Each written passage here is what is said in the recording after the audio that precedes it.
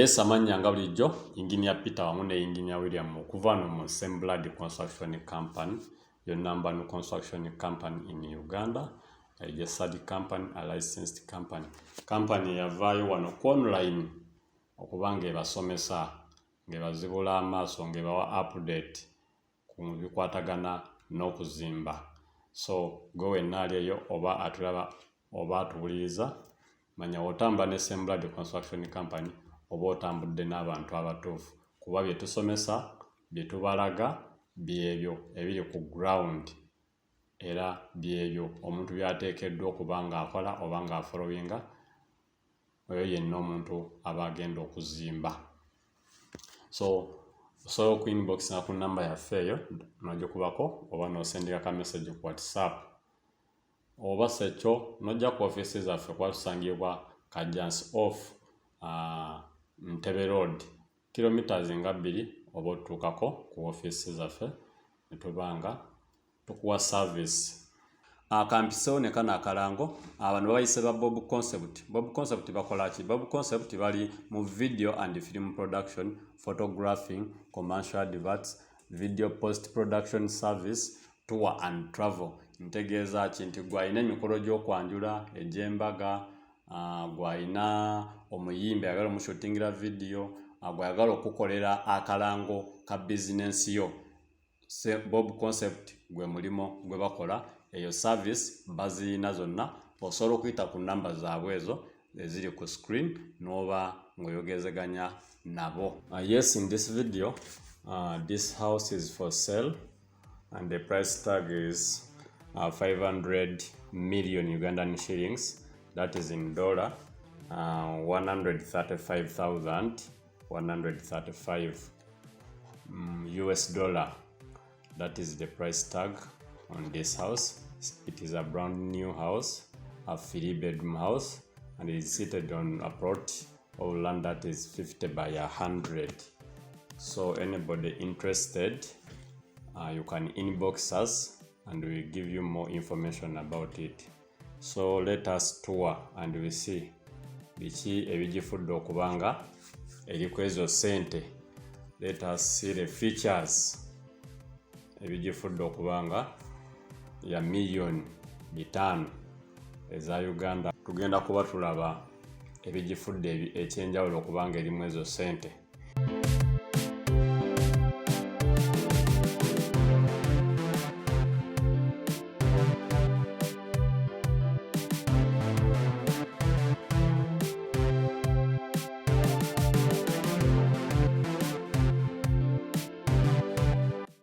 Bagambye port size eri 50 by 100, that is 15 meters by 30 meters. So you now olaba nti eri occupied ngemulaba. So that's how the exterior design of this 3-bedroom house will fananye. When you look at the compound, the sigaddewo the front side and the back side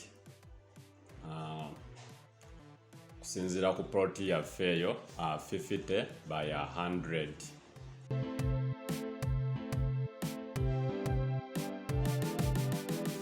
Olabanga eri well planned, ya balancingibwa bulungi.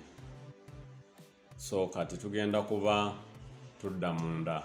Let's check inside and we see the features. Zaina, when we talk about a 3-bedroom house, what are the features inside? Starting from Wanoko shed. Wanoko shed, or this shed, or what we call a veranda. Muntu kyalina otunulirawo or a client. Ebera size. Ayagala waliwo omuntu ajja okugamba size saagala nnene nnyo oba ka size kamala. Then from the shed we enter the sitting room. Sitting room bweto wefaanana ng'emugiraba. Era wano era nawo ogwe client oba gwe ali mu coachinga video eno oba otunuulira size era nti nze njagala eddiiro nga si ddene oba njagala eddiiro nga ddene nti wayira eddiiro lifunda liri tono. But for this case, it is a standard living room according size. Also katekerawo tiling, wansi tile ezateekebwawo ozaagadde tozaagadde. Then painting, lighting. So bye bintu etunuulira when it comes to sitting area or living room. Then from the living room we go to the dining area. In this dining area, here we must look at the size. The size of the dining is very important. By the way, the size is the very important aspect when it comes to any kind of house. Kuba yemu factor evirako omuntu n'agamba I've liked this house. Tenyumba nenaaba nga ina everything, it has got everything, but nga size ya rooms zino ntono, ojja kwesanga nga client agamba no, I'm not interested, because ajja kulaba nga bedroom kabadde akoze nga katono, room nga butono, sitting nga butono, dining nga katono. To the person oyo ayagala ebintu ebinene. So size is very important. Another case here, omuntu kyatunulira apart from the size, arrangements of these rooms. A master bedroom eri luddawa, sitting room eri luddawa, dining eri luddawa, these other bedrooms eri luddawa. Tiwova mu sitting ogenda mu dining, ogenda mu dining odda wano. So ekyo nakyo kintu kiri very important. Tojasanga yagambe nze mbadde njagadde, but if I see ndaba ate kiri master bedroom agitadde wala ate oyita mu bisenge by'abaana ogenda mu master bedroom. Like some house plans nga wetuka ku master bedroom tewali privacy. Nti wali open nti omuntu ne waba visitor asobola okugenda na accessing ekisenge kya master bedroom. But for this case, it is well arranged. From the dining area, you'll find the what? The open area, edinga roundabout. You're separating these other 3 bedrooms. So the other 2 bedrooms, if I describe them, one is self-contained, another one is not self-contained. Self-contained, I always say that is a bedroom with a washroom and a toilet inside of that bedroom, so you don't need to go outside. Another one is not self-contained. There is a public washroom and a toilet in that roundabout or in that open area. Kuliko ekiyigo n'ekinabiro ekiri public, nti even a visitor or any other person asobola okukozesa ekiyigo ekyo oba toilet eyo. That is the arrangement I'm talking about. Nti oli akola a plan nga visitor wajja, if there is a visitor or you have a visitor, ate ayina okukozesa ekisenge kya, ayina okukozesa ekiyigo ekiri mu master bedroom oba ekiri mu kisenge ekirala. That means there is no privacy. There is no privacy. So nga ate visitor wajja nga tayagadde genda wabweru, there is that public toilet and a washroom.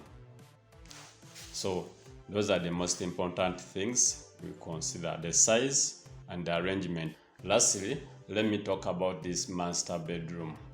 Master bedroom is also a very important case when it comes to any kind of house.